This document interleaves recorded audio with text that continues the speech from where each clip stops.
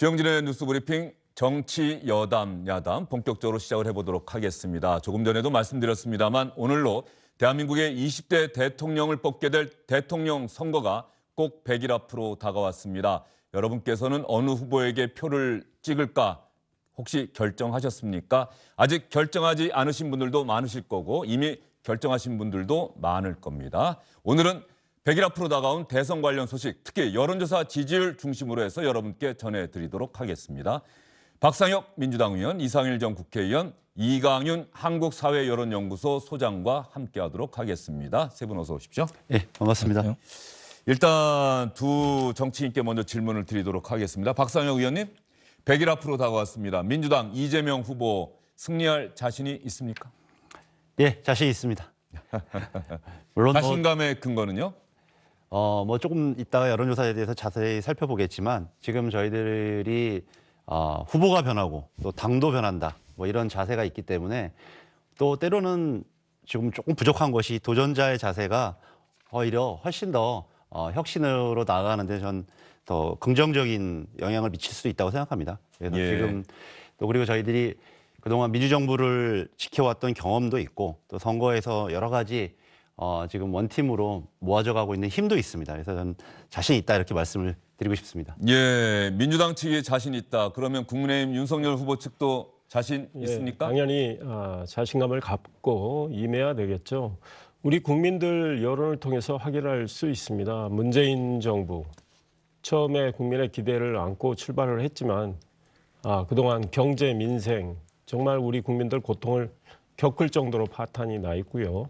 정책 자체가 잘못돼 있는데 그 문재인 정부를 계승하겠다고는 이재명 후보의 정책은 더 문제라고 국민들은 저는 보고 계신다 이런 생각을 하고 국민의힘이 그동안 제시했던 여러 가지 비전, 그다음에 윤석열 후보가 경선 과정에서 보여줬던 정책 공약 등이 너무나 현 정부하고 차별화가 됩니다. 그래서 국민들은 국민의힘의 윤석열 후보를 통해서 나라를 좀 바꿔야 되겠다 이런 생각이 저는 훨씬 강하다고 생각합니다. 앞으로 100일 동안 모든 걸 다 해서 국민들께 다가가고 신뢰를 얻도록 노력해야 되겠지만 승리할 수 있다고 생각합니다. 예, 알겠습니다. 양당, 양 후보 측의 이야기를 여러분과 함께 들어봤는데 말이죠. 모두 자신 있다고 합니다. 모두 자신 있는데 승리하는 쪽은 어느 한쪽이 될 수밖에 없겠죠. 다른 한쪽은 패배할 수밖에 없는데 앞으로 100일 뒤에 과연 어떤 결과가 나올까요?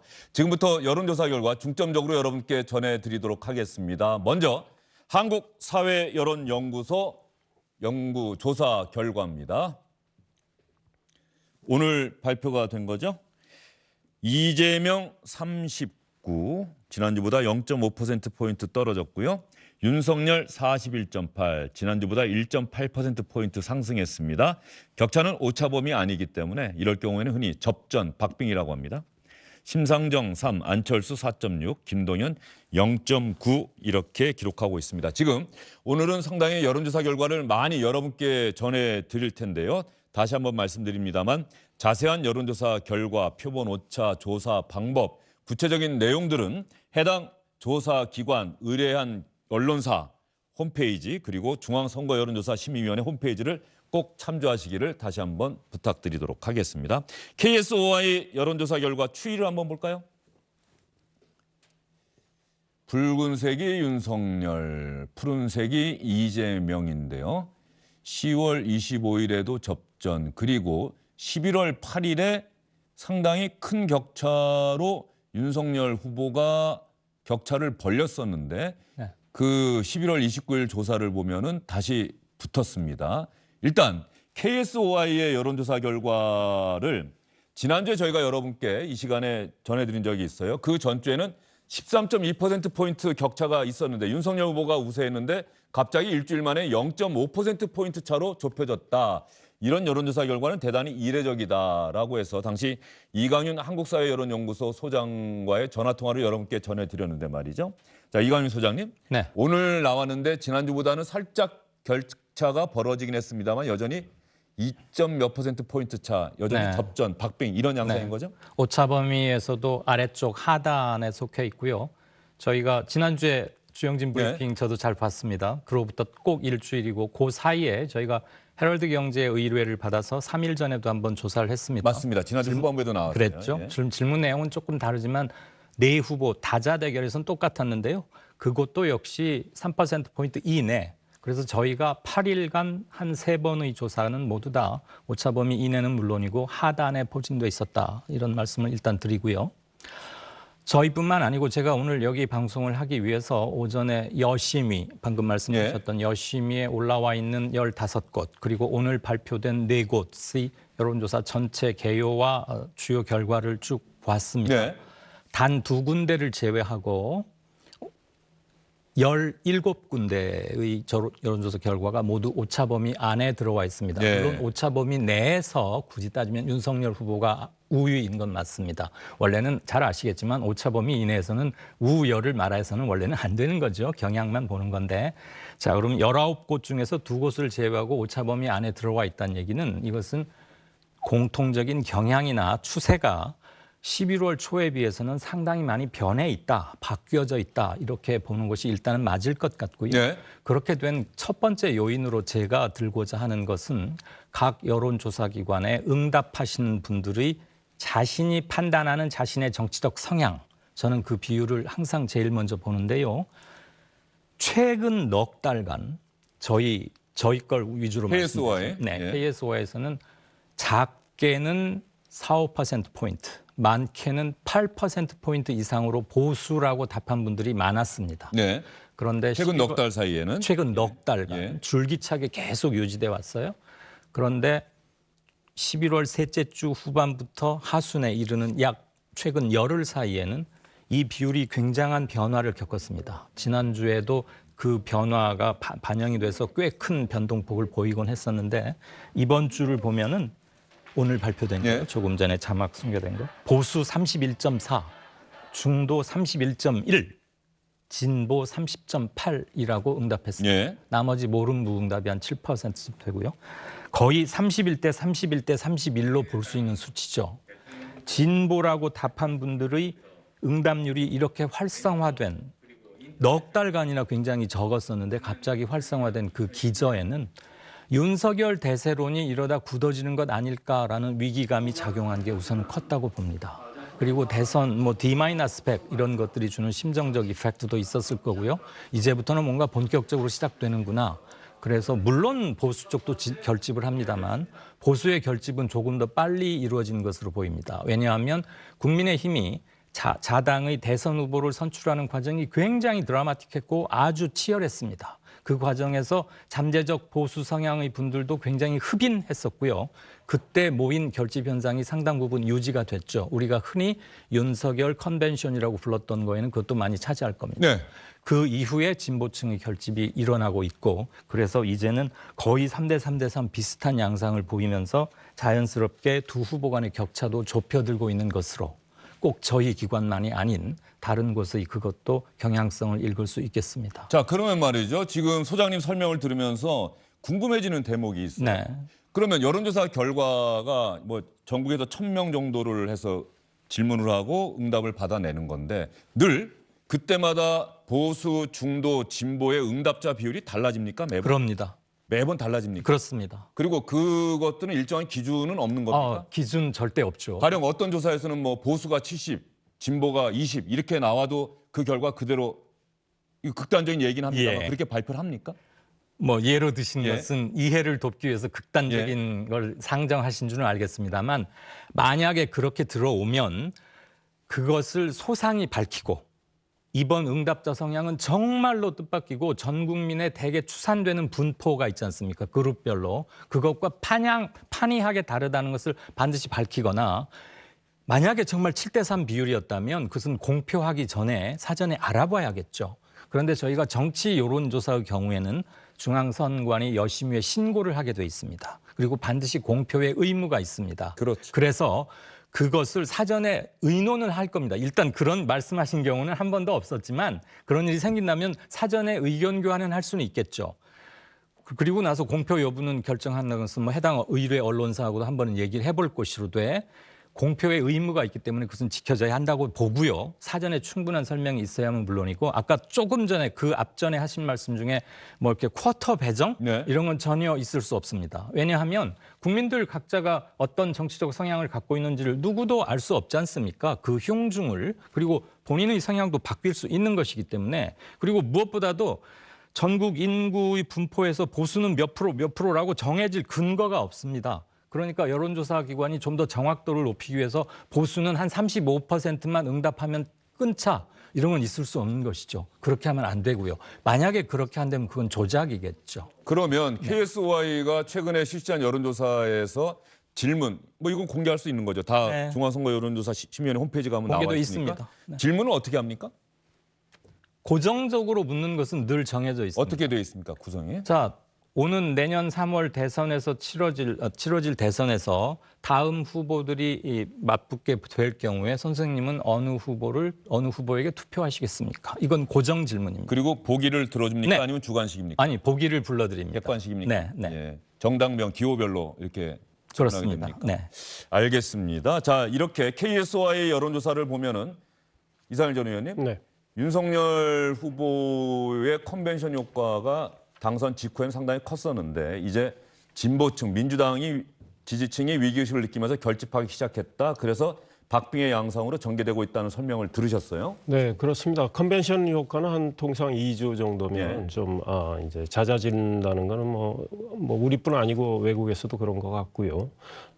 우리 이 소장님 말씀대로 컨벤션 효과가 나타나서 윤석열 후보가 상당한 격차로 이제 앞서가는 상황에서 민주당 지지층은 좀 위기의식을 느끼고 결집한 그런 현상은 틀림없이 있었다 이런 생각이 듭니다. 이제 지금 말씀하신 거에 따르면 무당파는 뭐 10% 안팎이고 333으로 친다면 문제는 중도층을 누가 공략하느냐, 누가 거기서 상당한 우세를 보이느냐가 상당히 대선 판세에 큰 영향을 미칠 것 같다. 현재로서는 중도 성향에서는 윤석열 후보가 좀 앞서는 것 같아요. 그리고 그 지형에서 정권 교체 여론은 여전히 높거든요. 그래서 윤석열 후보가 오늘부터 뭐 굉장히 신발끈 동여 메고 뛰는 그런 이제 모습을 보이고 있는데 좋은 정책을 가지고 국민들께 다가가면 저는 정권 교체의 그 여론을 타서 그 흐름을 타서 승리할 수 있겠다 이런 생각이 들고 여론조사 관련해서는 이 무작위 표본 추출을 하기 때문에 이미 이 소장 말씀대로 대체로 성향은 비슷하게 나온다. 그렇기 때문에 이제 역시 말씀하신 대로 중도나 무당파 쪽에서 어떤 흐름이 형성되는가 이게 저는 중요하다고 생각합니다. 자, 민주당으로서는 또 이재명 후보로서는 조금 전에 이광희 소장 말씀하신 것처럼 윤석열 후보 대세론이 굳어질까 위기의식을 느낀 지지층이 결집하고 있는 경향을 보이고 있다 이렇게 분석이 나왔어요. 그러면 당연히 선거 전략도 그런 지지층의 위기의식을 더욱 강하게 하면서 동시에 중도 쪽으로까지 확장하는 선거 전략을 펼 수밖에 없는 건데 그 앞으로 어떻게 해나갈 것 같습니까? 뭐 기본적으로 저희 민주당을 사랑하고 하는 진보층의 결집이 있었다는 것은 주지의 사실이고요. 저는 하나를 더 봐야 된다고 네. 생각합니다. 최근의 변화 양상에 있어서는 즉 좀 전에도 말씀드렸지만 후보가 변하려고 하는 그런 자세, 당도 모든 기득권을 내려놓으려고 하는 자세, 즉 큰 기조의 선거 기조의 변화가 최근에 있었단 말이죠. 그래서 뭐 여러 공동선대위원장을 비롯한 그리고 캠프에서 주요 직책을 했던 우원식, 조정식, 뭐 박홍근 의원 등 뭐 이런 분들도 다 직을 내려놓고 지역과 민생으로 가서 국민들을 만나자. 그리고 또 후보도 보시는 바와 같이 전국민 재난지원금 같이 자기가 신념이라고 했던 것을 철회하고 이런 기본적인 대전환이 좀 있었다 이런 생각이 듭니다. 그래서 이런 것들이 같이 맞물려서 지금 지지율의 일정 정도 상승세가 이어지고 있다라고 생각이 들고요. 좀 전에 말씀하신 것처럼 결국 뭐 중도층이라기보다는 좀 스윙보터층 예. 이렇게 표현을 하는데 결국 여기서 판가름이 나겠죠. 그리고 세대적으로 보면 20대 또는 60대 이상 여기에 좀 스윙보터가 많은 것으로 여론조사 결과들이 나타나고 있습니다. 그래서 거기에 맞는 정책과 메시지가 굉장히 중요하다는 생각이 들고 특히 이재명 후보가 뭐 우리가 여러 차례 얘기했습니다. 메타버스를 통해서 지역과 바닥을 에서 현장에서 국민들을 만나고 젊은 분들의 말씀에 경청하는 이런 자세가 앞으로 더 긍정적인 저는 효과를 발휘할 수 있을 것이라고 좀 생각이 드는데요. 예, 알겠습니다. 예, 이 소장님 뭐 보태신 말씀 네. 어차피 오늘 이 소장님 말씀하실 기회가 많을 텐데 말이죠. 지금 30 꼭 하시고 싶은 말씀 네, 뭐가 있습니까? 지금 타이밍에 예? 말씀드리는 예? 게 좋을 것 같아서 30초만 예. 첨언하겠습니다. 저희는 선관위에서 매주 3만 명의 번호를 사옵니다. 실제 하는 번호입니다. 이동통신사별 아, 선관위가 그렇게 돈을 받고 전화번호를 네, 그게 이른바 여론조사 기관에- 안심번호라는 안심번호. 겁니다. 왜 사오는 거 하니? 선관위에서 번호를 사오면 어떤 점이 좋냐면 행정안전부의 최근 인구 집계에 따라서 지역별, 성별, 연령별 분포를 그대로 반영한 아, 거기에 예. 마켓 쉐어 시장 점유율이 있죠. SK텔레콤, KT, 뭐 U+ 이렇게 거기도 또 51%는 뭐 SK. 그래서 이것을 어느 도시의 남자 중에 SK텔레콤을 쓰는 사람 몇 이렇게 완전히 한국의 현재 인구 샘플과 똑같은 비율로 축조된 것을 샘플을 사옵니다.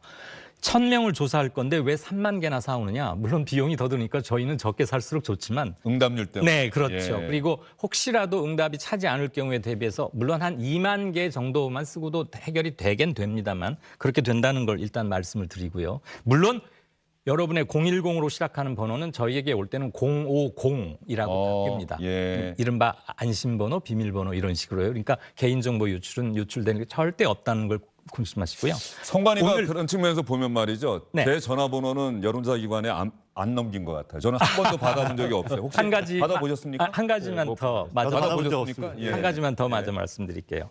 아까 저희 거는 보수 중도 진보가 뭐 이렇게 3대 3 비슷하게 나왔습니다만 오늘자에 발표된 리얼미터 YTN 조사 결과를 보면 거기는 오차범위 밖으로 윤석열 후보가 앞서는 걸로 나옵니다. 제가 아까 19군데 중에 2군데가 오차범위 벗어났다고 했는데 그중에 하나가 YTN인데 예. 오늘자 리얼미터의 응답자 정치 성향을 보면 보수 잠시만요, 소장님. 그거는 저희가 이미 보여드릴 계획이 있으니까 아, 네. 보고 나서 그때 그때 소장님이 말씀드릴까요? 한번 설명해 네. 주시면 네, 좋을 네. 것 같아요. 자, 그러면 이광희 소장이 잠깐 언급을 했습니다만 다른 여론조사 기관들의 여론조사 결과 D-100 여론조사 결과가 대단히 관심을 많이 끌고 있는데요. 오마이뉴스가 의뢰를 해서 리얼미터가 조사를 한 건데 어제 발표가 된 겁니다. 어제 발표가 됐는데 2주 전이라고 하는 것은 어떤 뜻인 거죠? 자, 이재명 36.9, 윤석열 46.4. 통상적으로 표본 오차가 플러스 마이너스 3.1%포인트인데 말이죠. 그 오차범위 밖으로 나가 있는 거고요. 이전의 조사보다는 이재명 후보, 윤석열 후보 모두 소폭 상승하긴 했습니다만 이재명 후보의 상승폭이 큽니다. 심상정 0.4, 퍼센트포인트 하락했고 안철수 0.6%포인트 떨어졌습니다. 다른 데도 한번 볼까요? 이거는 똑같이 리얼미터 측이 조사를 한 건데 이번에는 의뢰한 기관이 YTN입니다. 이재명 35.1, 윤석열 43.7, 심상정 3, 안철수 4.3, 김동연 1.1. 역시 윤석열 후보가 이재명 후보를 오차범위 밖에서 앞서는 것으로 나타나고 있어요. 자, 리얼미터의 여론조사 방식은 저희가 지금 확인한 바로 보면 KSOI, 이광희 소장이 계시는 KSOI는 무선 100% ARS, 네. 자동응답 조사고요. 리얼미터는 무선 90, 유선 10 네. 이렇게 해서 역시 마찬가지로 ARS. 자, 그러면 조금 전에 이광희 소장이 말씀하시려고 했는데 네. 지금 오늘 19개 보셨다 그랬죠? 네. 17개는 오차범위 안에서 박빙으로 나오는데 2군데 조사 결과만 오차범위 밖이다. 그게 바로 리얼미터가 네, 한 네. 겁니다. 그 중에 하나. 그럼 리얼미터 조사 결과는 왜 오차범위 밖에서 윤석열 후보가 앞서는 결과가 나왔다고 생각하십니까? 네. 이건 리얼미터 측에서 물론 설명을 해야겠습니다. 네, 네. 타기관이어서 제가 함부로 예. 말씀드리긴 뭐하지만 두 가지를 추측할 수 있겠습니다. 우선 리얼미터는 보수 소수점은 그냥 반올림 445 하겠습니다. 보수 비율이 24, 진보 21, 중도 50, 이렇게 나왔습니다. 오, 저희에 비해서 중도 비율이 굉장히 높죠. 그 보수와 진보는 상대적으로 저희는 이번 주에는 비슷하게 나왔습니다만은 보수와 진보 차이가 3%포인트인데 저는 이제 자주 보는 곳이니까 리얼미터가 지난주에는 진보 비율이 22.8, 약 예. 23이었습니다. 예. 이번에는 21로 소폭 줄었죠. 이것도 오늘 윤석열 후보가 오차범위 밖으로 이재명 후보를 앞서는데 조금의 영향은 미쳤을 것입니다. 또 하나는 방금 앵커께서 지적하셨습니다만 리얼미터는 무선만 100%를 하는 게 아니고 무선 90%, 흔히 말하는 집전화 10%입니다. 집전화는 상대적으로, 이건 상대적입니다. 고령자분들 아무래도 댁에 머무르는 시간이 많으실 것이고 그분들의 응답이 높을 확률이 높습니다. 또 하나, 리얼미터는 저희처럼 선관위에서 돈을 주고 번호를 사지 않고 RDD라고 해서 번호 생성시키는 무작위 임의 걸기란 RDD라는 방식으로 번호를 추출합니다. 그건 이제 저희하고 조사 방법이 완전히 다른 거죠. 회사의 팔러시 문제이긴 하겠습니다만 그렇게 될 경우에는 행안부의 물론 비율과 정확히 들어맞는 율은 조금은 떨어질 수 있어요. 이건 아마 리얼미터 측의 반론이 필요할 수도 있겠습니다만 그렇게 해서 그 방식으로 하다 보면 결번이 나오는 수도 있긴 합니다. 근데 뭐 다른 방법으로 보정을 하시겠죠. 아무튼 유선 번호가 섞여 있다는 것과 선관위 안심 번호가 아니라는 것. 그런데 제가 더 중시하는 것은 그건 못지않게 보수, 진보, 중도가 어떻게 섞이느냐에 따라서 결과에 일단 가장 제1의적으로 영향을 미치는 것은 응답자들의 정치 성향별 분포입니다. 대단히 중요한 말씀해 주신 것 같고요. 그런 측면에서 보면은 지금 리얼미터의 응답층의 보수 24, 진보 21, 중도 50이라고 한다면 이게 과연 우리 유권자들의 성향을 그대로 반영한 것인지 아니면 아까 KSOI가 31대 31대 31로 나온 이것이 현재 우리의 유권자들의 이념 성향을 그대로 반영한 것인지 두 분의 생각은 어떤지 궁금합니다. 어떻게 파악하고 계세요? 저는 저도 선거를 하면서 경선도 해보고 했지만 약간 다 장단점도 있는 것 같아요. 근데 우리가 주관적인 느낌상 저는 KSOI가 얘기한 것처럼 3대 3대 3의 비율이 좀 맞지 않냐라는 게 제 주관적인 느낌이고 또 현장에서 기자들이 쉽게 뭐 칼럼을 쓴다거나 기사를 쓸 때 하는 이야기가 어차피 선거란 35대 35 보수 진보 35 진보 35 이렇게 35대 35는 기본적으로 양측이 나눠 갖고 중도층이 30이다.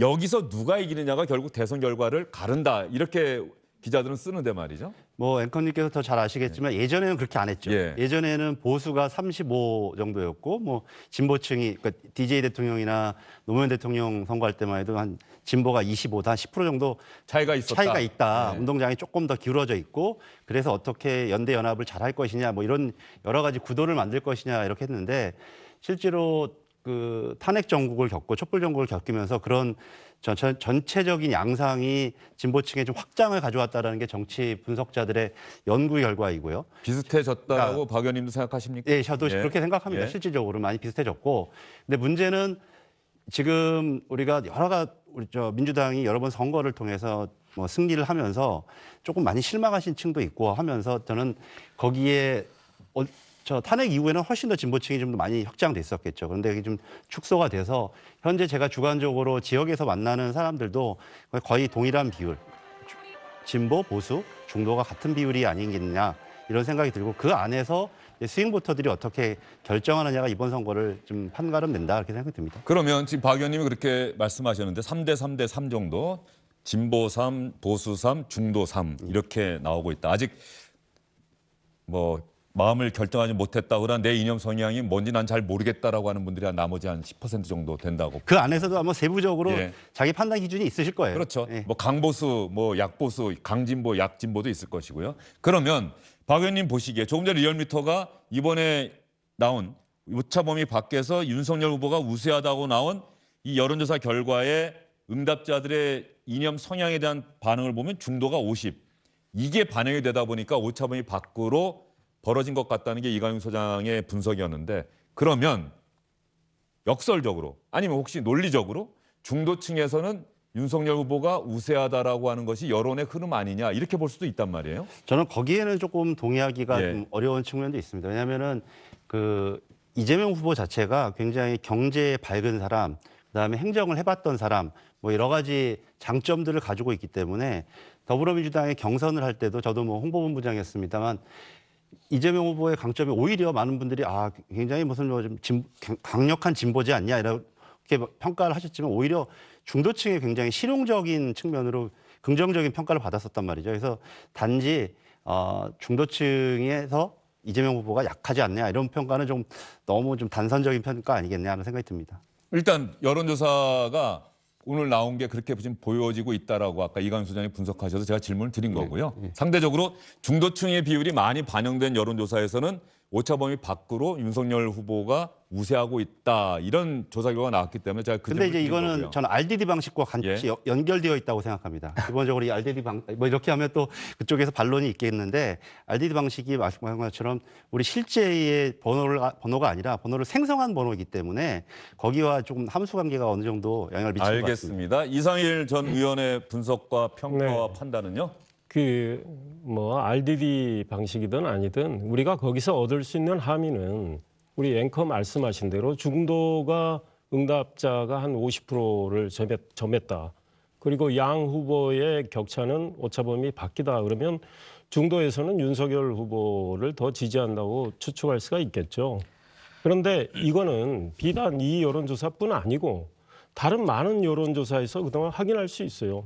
그러니까 자기 이념 성향을 이야기를 다 하는데 어차피 진보 보수는 지지하는 후보가 거의 뭐 확정적으로 정해져 있고 중도 성향을 보면 윤석열 후보가 늘 상당히 앞서는 여론조사들이 꽤 있었어요.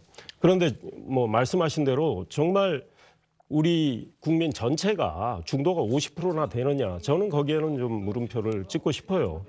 그러나 뭐 일단 오늘의 여론조사를 보고 우리가 추측한다면 중도층에서는 윤석열 후보를 더 지지하는 이런 걸로 저는 볼 수 있다. 그건 왜 그러냐면 뭐 제가 이것도 추정의 영역이지만 지금 이재명 후보에 대해서 우리 박 의원님 말씀과는 저는 중도가 좀 달리 생각한다. 왜냐?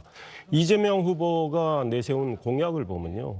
국토보유세, 그다음에 본인이 철회하긴 했지만 음식점 총량제 이런 걸 보면 상당히 과격해 보이고 급진적이고 정부의 이 규제를 굉장히 강화하는 이런 공약과 정책을 계속 이야기를 했단 말이에요.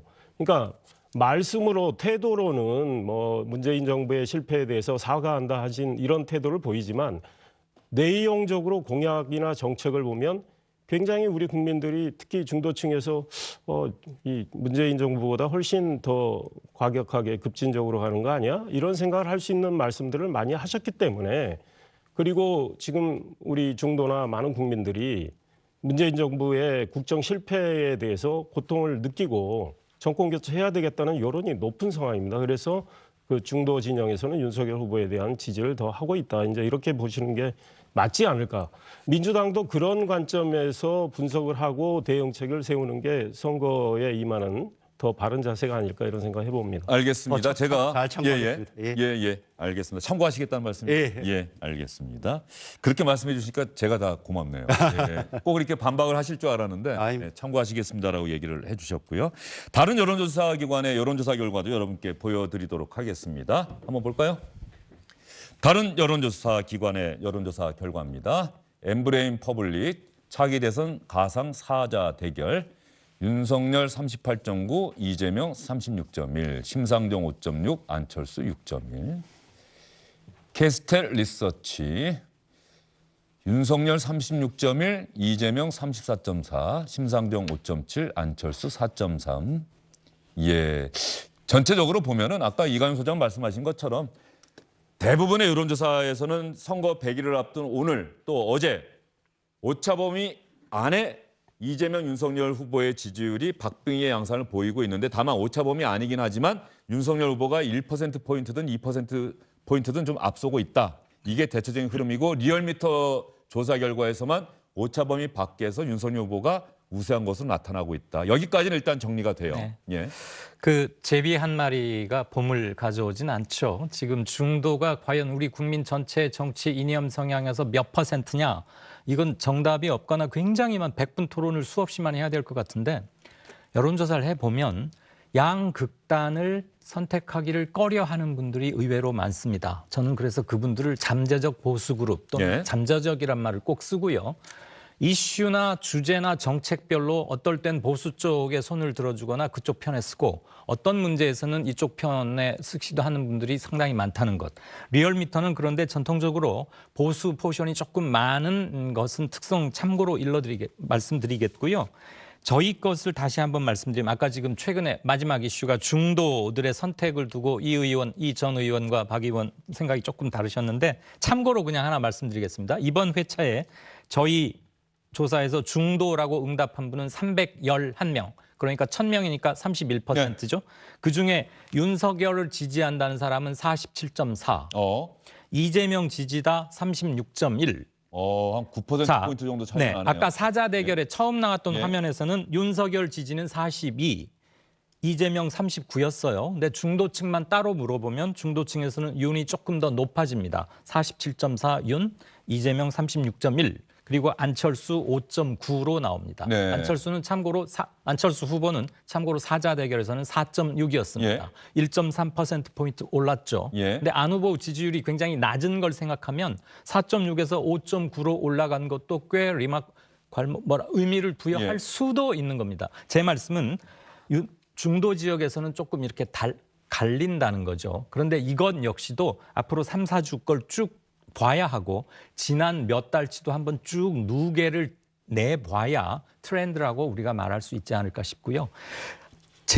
만약에 제 견해를 말씀드리는 걸 허락하신다면 저는 보수가 한 40% 된다고 봅니다. 진보는 28쯤이라고 봅니다. 여전히 보수 성향의 유권자들이 더 많다. 네, 중도는 32쯤으로 잡고 있습니다. 이것은 흔히 말하는 눈이 오나 비가 오나 어느 한쪽에 굳건히 서는 분을 말씀드리는 겁니다. 이슈별로 왔다 갔다 하는 스윙보터 말고 제가 그렇게 말씀드리는 건 두 가지인데요. 저희 거를 제가 지금 11달째 조사를 해오고 있습니다. 거기에서 나오는 경향성 플러스 우리가 가장 기억에 생생한 4년 전에 2017년 대선을 보면 그때는 보수가 굉장히 힘든 지경에서 탄핵 정국에서 치러진 대선이었으니까 그럼에도 불구하고 범보수 후보 3명의 합이 52%였습니다. 그랬죠. 홍준표, 안철수, 유승민 후보의 합이 52입니다. 문재인 대통령이 41. 네, 그리고 심상정 후보가 6.7. 그래서 이른바 범진보를 합쳐도 48이었습니다. 개인 득표로는 문 후보가 41.4를 얻어서 1위니까 대통령에 당선이 됐지만 헌정사상 처음이고 현직 대통령이 촛불에 의해서 하야당한 보수로서는 굉장히 위축된 상태에서 치러진 대선이었음에도 범보수 후보 3분의 합은 50%를 넘겼다는 것은 시사점이 크다고 봅니다. 그래서 저는 비교적 좀 안정적으로 잡더라도 보수가 40%는 되는 거 아닌가 그런 생각을 저는 개인적으로는 갖고 있습니다. 알겠습니다. 이광윤 소장이 우리 유권자들의 이념 성향 그 분포로 보면 보수 4, 진보 3, 중도 3 이 정도 대략 이렇게 말씀을 해주셨는데. 질문한테 드려도 될까요? 좀 전에 그 이제 중도 성향에서 차이를 말씀하셨는데 전체적으로 그렇게 따지면 그거는 전체 결과보다는 더 크게 벌어져 있는 거지 않습니까? 말씀하시는 게 아니, 중도에서는 저 윤석열 후보가 조금 더 그렇게 따지면은 보수에서 훨씬 더 우리 이재명 후보 쪽으로 많은 지지가 왔기 때문에 진보에서 많았다는 얘기죠. 진보에서 그러니까 보수에서는 윤 후보가 그러니까 중도층 311명을 놓고 보면 전체에서 얻은 것보다는 윤 후보가 중도에서 얻은 게 조금 더 높아진다는 얘기는 그렇죠. 보수에서 더 많이 왔다는 당연히 그 말이죠. 그러니까 진보층 전체가 다 똑같이 이재명을 100% 지지하는 건 아니지 않습니까? 물론입니다. 그건. 보수 후보가 마찬가지로 윤석열 후보를 다 지지하지 않는 건데 지금 그 격차하고 전체 격차하고 비교했을 때 보면 성향적으로 봤을 때 보수 후보에서 상당 부분 이재명 후보한테 넘어왔기 때문에 그 전체 결과는 더 작아진 것은 아니냐. 그런 추론도 가능은 합니다. 제가 보기에는 그렇지는 않다고 봅니다. 그러니까 진보에서 응집력을 발휘해서 이재명 후보가 상당한 격차로 많이 나온 거죠. 마찬가지로 보수도 아마 윤석열 후보가 상당한 격차로 앞섰을 거예요. 근데 중도에서 이제 지금 10%포인트 이상 앞선 거 아닙니까? 윤석열 후보가. 그거를 할 때 전체 결과하고 진보에서 이재명 후보가 윤석열 후보를 앞선 그 크기가 보수에서 윤석열 후보가 이재명 후보 앞선 크기보다 더 크다. 그러면 이 궁금증은 이광윤 소장님 혹시 그 자료 데이터 갖고 보시면 계시면 바로 알 수 있잖아요. 자 보수층에서의 오늘 나온 여론조사 결과 네. 보수층에서는 이재명 몇 윤석열 몇 진보층 응답자에서는 이재명 몇 윤석열 몇 이렇게 말씀해 주시면 이 궁금증이 금방 풀릴 것 같은데 예, 말이죠. 찾는 시간을 좀 예, 주시면 알겠습니다. 좋겠는데요. 지금 네. 박 의원님이 그 질문하신 거는 중도에서 전체 격차보다도 훨씬 더 큰 격차로 윤석열 후보가 앞선다면 오히려 최종 결과는 어차피 박빙으로 나왔는데 그렇다고 한다면 보수 쪽에서도 이재명 후보 지지한다는 응답자가 생각보다 많이 나온 것 아니냐. 예, 그런 이런 궁금증, 궁금증을 예. 지금 말씀해 주셨는데 한번 지금 말씀드릴까요? 네, 중도는 아까 불러드렸으니까 47대 38 정도 됐죠. 네, 아까? 그랬죠. 예. 자, 보수에서 윤석열 지지도는 62.3입니다. 예. 진보 그룹에서 윤석열 지지는 15.4. 예. 중도는 아까 말씀드렸고요. 반대로 보수에서 이재명 후보 지지율, 진보에서 이재명 후보 지지율을 말씀해 주시면 될 것 그렇죠. 같네요. 진보에서 이재명 후보 지지율은 65.4. 아, 예. 네. 보수에서 이재명 후보 지지율은 17.7. 예. 그렇게 나오면은 대략 비슷한 분포긴 분포네요. 예. 그리고 이 제가 아까 두 분께서 첨예하게 그 부분을 집중적으로 말씀하셨길래 참고로 중도에서 이렇다는 것을 이번 회차를 예로 들은 것일 뿐 이거 역시도 제비 한 마리일 가능성은 높습니다. 알겠습니다. 제비 한 마리가 봄을 갖고 오진 않는다라고 미리 전제하셨는데 말이죠. 그러나 또 많은 분들은 제비 한 마리 보고 봄이 왔구나 또 느끼시는 분도 많고요. 알겠습니다. 자, 그러면 저희가 선거 100일을 앞두고 왜 여론조사 결과를 여러분께 자세하게 보여드리느냐. 역대 대선을 보면 노무현 전 대통령을 제외하고는 대선 100일 전에 여론조사에서 앞섰던 후보가 모두 당선됐습니다. 지금 보시죠. 16대 2002년 대선 때만 대선 100일 전에는 이회창 후보가 우세한 것으로 나타났는데 대선 한 달을 남겨두고 노무현 후보가 정몽준 후보와의 극적인 단일화를 성사시키면서 역전승을 거뒀고요. 나머지 17대, 18대, 19대는 모두 대선 100일 전에 우세했던 후보가 다 당선됐습니다. 자, 그러면 1997년부터 5년 간격으로 실시된 대선 100일 전 여론조사 결과 볼까요? 1997년 대선 대략 100일 전쯤에 김대중 후보 31.9, 이인재 23.3, 이회창 17.1. 김대중 후보 당선했죠. 2002년에는 이회창 후보가 31.3으로 대선 100일쯤 앞두고 우세했고 노무현 후보가 16.8로 3강 중에는 3등이었습니다만 결과는 노무현 후보의 승리였습니다. 2007년 대선은 뭐 여러분도 기억하실 겁니다. 사실은 저 때는 이미 결정이 된 거죠. 대선 100일쯤 전에 이명박 후보가 64.3, 정동영 18.9. 그다음 한번 볼까요?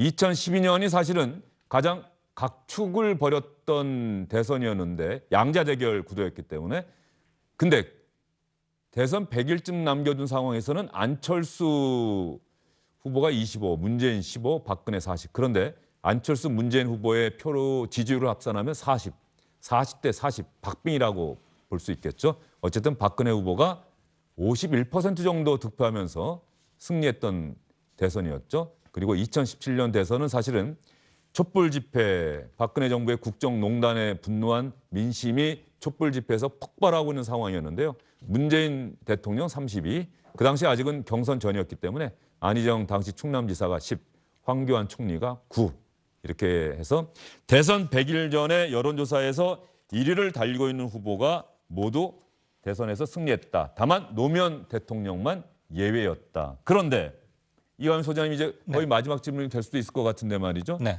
이번에는 이 오차범위 안에 있는 조사 결과들이 대부분이기 때문에 네. 어느 후보가 우세하다. 그래서 100일 뒤에도 이 후보가 승리할 것이다. 윤석열 후보가 오차범위 안에서 1%포인트, 2%포인트 우세하다는 여론조사 결과가 많지만 100일 뒤에도 윤석열 후보가 당선된다라고 얘기하기는 상당히 조심스럽고 섣부르다. 이런 생각이 좀 들어요. 맞습니다. 100% 동의합니다. 어제까지 비가 왔다고 오늘도 비가 올 거라고 생각하는 건 좀 무리인 것 같고요. 지금 자막에서 봤지만 지난 5번의 대선에서 딱 한 번을 빼고는 다 저랬는데 지금과 그때 선거들의 전국 구도, 대결 구도 양상, 주요 이슈, 각 후보들의 지지율, 포션, 점유율 이런 것들이 다 제각각이어서 사후 결과적으로 이런 경향이 발견됐다. 그러므로 이번에도 D-100쯤에 아무개가 앞서니까 그 사람의 승리 가능성이 대단히 높다라고 말하는 것은 지금 단계에서는 조금 위험 부담이 있는 것 아닌가. 그리고 이번에는 무엇보다도 부동층과 지지 후보, 현재 지지 후보를 교체할 수 있다고 말하는 사람이 다른 역대 대선에 비해서 높은 편입니다. D-100일 기준으로. 그래서 앞으로 변동성이 좀 더 크다. 그리고 주요 유력 두 후보의 준 잠재적 사법 리스크가 어떻게 풀려가느냐, 또 개인 문제, 그다음에 TV 토론이 미칠 여파 이런 것들을 고려했을 때는 정말 안개 속이라고밖에는 말씀을 드릴 수가 없습니다. 예, 알겠습니다. 이광윤 소장님도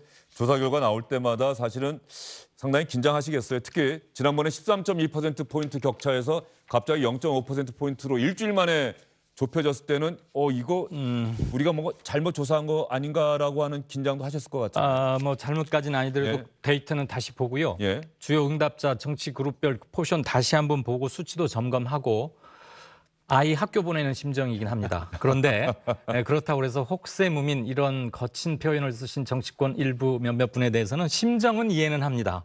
그러나 경륜이나 뭐 경험으로 봤을 때 그분이 조금 성숙하지 않은 발언을 하신 건 아닌가, 그런 점에서는 유감을 느끼기도 했습니다. 여론조사 기관들도 정말 책임감 갖고 해야 돼요. 사실은 대선 결과가 나오고 난 다음에 늘 그렇죠. 우리는 그때는 그렇게 나왔다. 다만 결과는 이렇게 나왔다라고 하는 게 아니라 정말로 매번 조사 결과를 발표할 때마다 정말로 냉혹하게 검증받는다는 심정으로 자세한 자료들을 다 공개하도록 돼 있긴 합니다만 정말로 일부의 오해라도 없게끔 앞으로도 KSOI 여론조사 오늘 나오셔서 말씀하셨는데 KSOI 여론조사 결과가 나오면은 시청자분들이 여론의 흐름을 잘 반영하고 있구나라는 평가를 받는 그런 KSOI가 되기를 저도 좀 기대하면서 오늘 고맙습니다. 여기서 인사드리도록 자기 하겠습니다. 예측치나 기대치와 조금 다르다고 해서 꾸짖거나 비판하는 거에 앞서서 세부 정보를 한번 살펴보면, 그래서 저희는 보도자료에 꼭 보수, 중도, 진보 뷰를 항상 넣습니다. 중요할 때는 제목에도 제가 꼭 넣습니다. 그리고 가시기 전에 이 질문 한번 드려볼게요.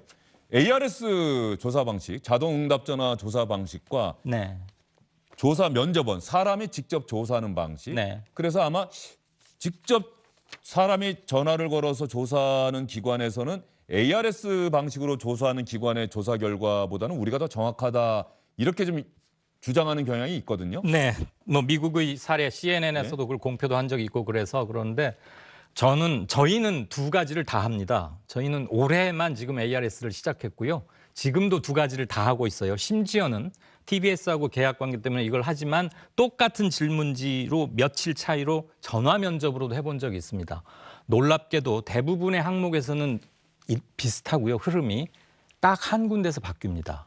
이재명, 윤석열 중에 누구를 지지하십니까? 이때 ARS와 전화 면접이 다른 점이 발견이 되곤 합니다. 저는 그것을 사람에게 묻고 말하면서 이렇게 우리가 얘기하듯이 할 때 자신이 누구를 지지한다는 것을 밝히기를 조금 꺼려하는, 우리 뭐 박정희 전두환 이래로 조금 권위주의 정부 시절에 그런 것을 함부로 말하면 해코지 당할 수도 있다라는 그런 기억을 갖고 계신 연령층에서는 아직도 자세한 속내를 털어놓는 것을 좀 꺼리시는 그런 점도 좀 작용을 하는 것 같고요. 예. 대신에 ARS는 아시다시피 성우가 녹음한 걸 듣고 자신이 버튼을 누르는 겁니다. 나는 1번이면 1, 2 이렇게 할 때는 자신의 답이 훨씬 보호받고 비밀이 유지된다고 생각하시는 경향이 조금 더 있는 것 같습니다. 이게 정치 민주화나 정치 문화가 조금씩 달라지고 훨씬 더 개방성이 지금보다 더 확보가 된다면 우리도 외국은 우리보다 그런 차이가 참 적거든요. 우리도 그렇게 가지 않을까 하는 생각은 합니다. 알겠습니다. 이광윤 한국사회여론연구소 소장님의